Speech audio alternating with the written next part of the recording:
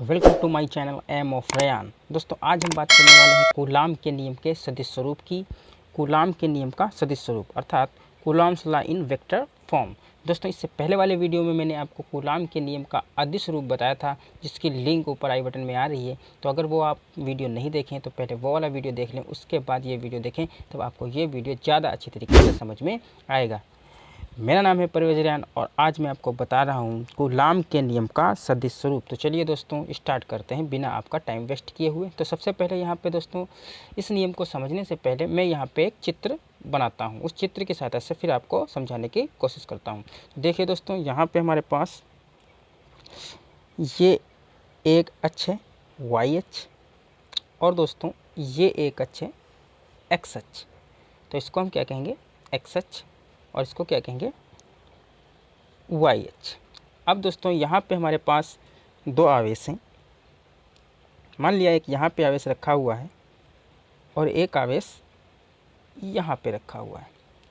तो इस आवेश को हम नाम देते हैं दोस्तों Q1 आवेश और इस आवेश को नाम देते हैं दोस्तों हम Q2 आवेश। और ये क्या होता है दोस्तों मूल बिंदु O। तो दोस्तों आवेश जो हमारे पास Q1 है इसकी मूल बिंदु के सापेक्ष ये दूरी है और ये हमारा जो आवेश है Q2 इसकी मूल बिंदु के सापेक्ष ये दूरी है। तो इस दूरी को हम कहेंगे वेक्टर R1 और इस दूरी को हम कहेंगे वेक्टर R2। फिर दोस्तों आवेश Q1 की Q2 के सापेक्ष जो दूरी है इसको हम कहेंगे वेक्टर 1 2 और आवेश Q2 की Q1 के सापेक्ष जो दूरी है उसको हम कहेंगे वेक्टर 2 1। दोस्तों अब यहाँ पे समझने की आप कोशिश करिएगा। ये हमने एक अक्ष लिया एक्स अक्ष, ये हमने एक अक्ष लिया वाई अक्ष।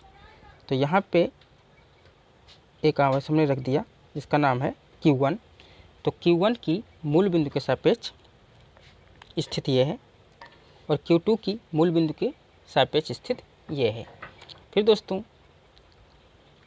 वेक्टर R1 क्या है? वेक्टर R1 है हमारे पास आवेश Q1 की स्थिति मूल बिंदु के सापेक्ष। और ये क्या है वेक्टर R2 क्या है? आवेश Q2 की स्थिति मूल बिंदु के सापेक्ष। वेक्टर R12 क्या है? Q1 की स्थिति Q2 के सापेक्ष। और वेक्टर 21 क्या है? Q2 की स्थिति Q1 के सापेक्ष। दोस्तों यहाँ पे हमने ये लिखा हुआ है, आप यहाँ से पढ़ सकते हैं। वेक्टर R1 क्या है? आवेश Q1 की स्थिति मूल बिंदु के सापेक्ष। वेक्टर R2 क्या है? आवेश Q2 की स्थिति मूल बिंदु के सापेक्ष। वेक्टर R21 क्या है? Q1 की स्थिति Q2 के सापेक्ष। वेक्टर R21 क्या है? Q2 की स्थिति Q1 के सापेक्ष। अब दोस्तों देखिए यहाँ पे जो फोर्स लगेगा Q2 पे जो फोर्स लगेगा Q1 के कारण Q2 पर एक फोर्स लगेगा। ये दोनों क्या करेंगे एक दूसरे को प्रतिकर्षित करेंगे। तो जब प्रतिकर्षण करेंगे तो यहाँ पे Q2 पर एक फोर्स लगेगा।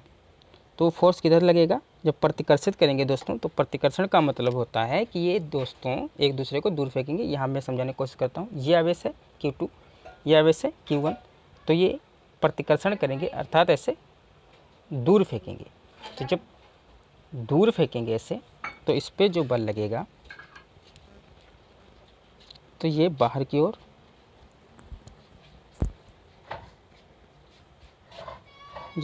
बल लगेगा और इस पे दोस्तों जो फोर्स लगेगा ये भी बाहर की ओर लगेगा, क्योंकि ये दोनों एक दूसरे को प्रतिकर्षित करेंगे।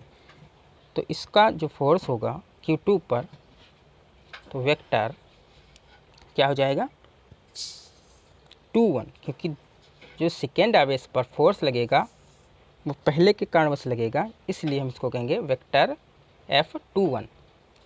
और जो इस पे दोस्तों फोर्स लगेगा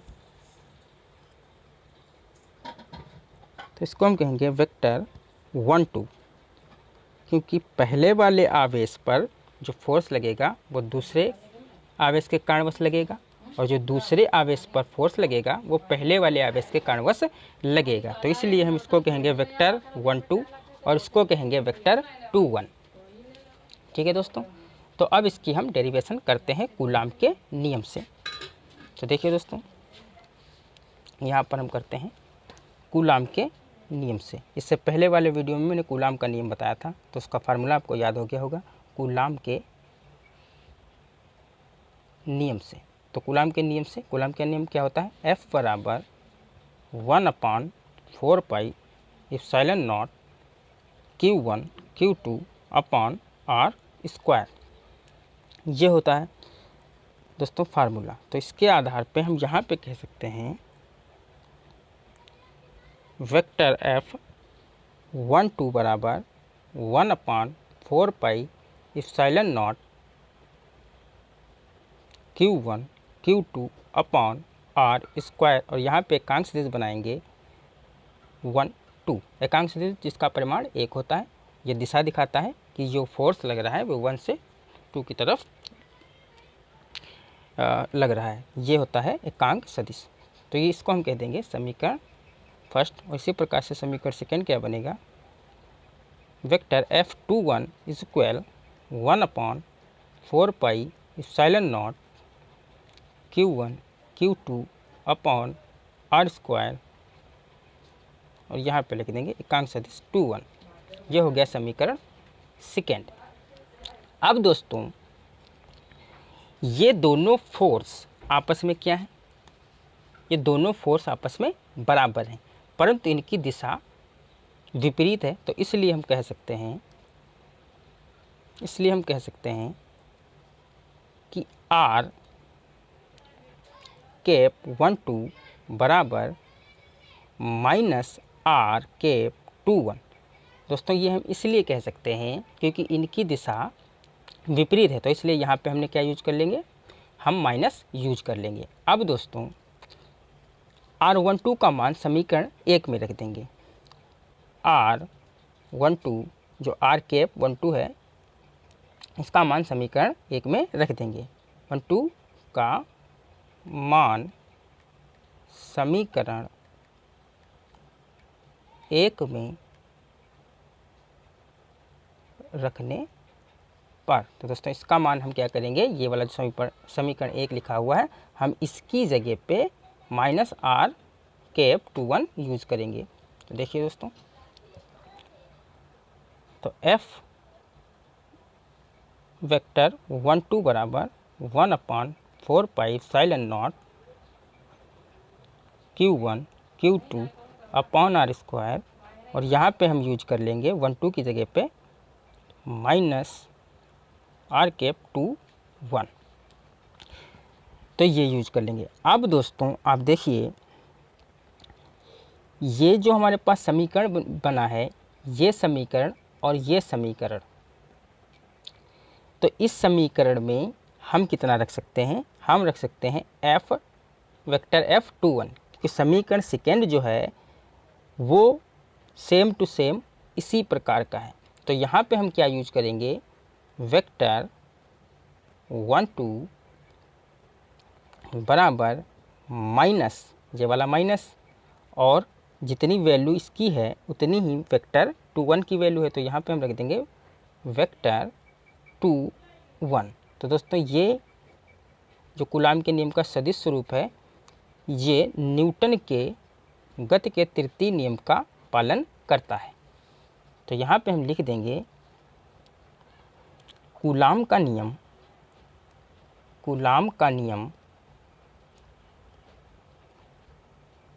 न्यूटन के तृतीय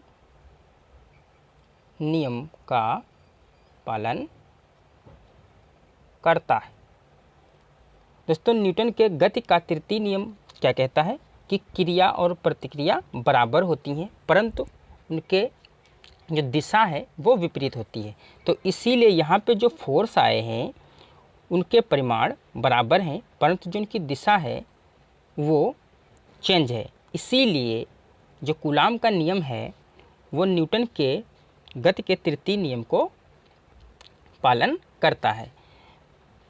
तो इस प्रकार से दोस्तों अगर यहाँ पे ये क्वेश्चन आए कि सिद्ध कीजिए कि कूलाम के नियम न्यूटन के गति के तृतीय नियम का पालन करता है, तो यहाँ तक दोस्तों आपको डेरिवेशन करनी पड़ेगी और उसके बाद में ये आप सिद्ध कर सकते हैं। तो दोस्तों उम्मीद है ये वीडियो आपको अच्छी लगी होगी, और अगर समझ में आई है तो दोस्तों लाइक कीजिए और अपने दोस्तों के साथ में ज़्यादा से ज़्यादा शेयर कीजिए, ताकि आपके दोस्त भी इस चैनल के माध्यम से कुछ सीख सकें। तो चलिए दोस्तों चलते हैं, मिलते हैं अगले वीडियो में कुछ नया लेके। तब तक के लिए bye bye, thank you so much.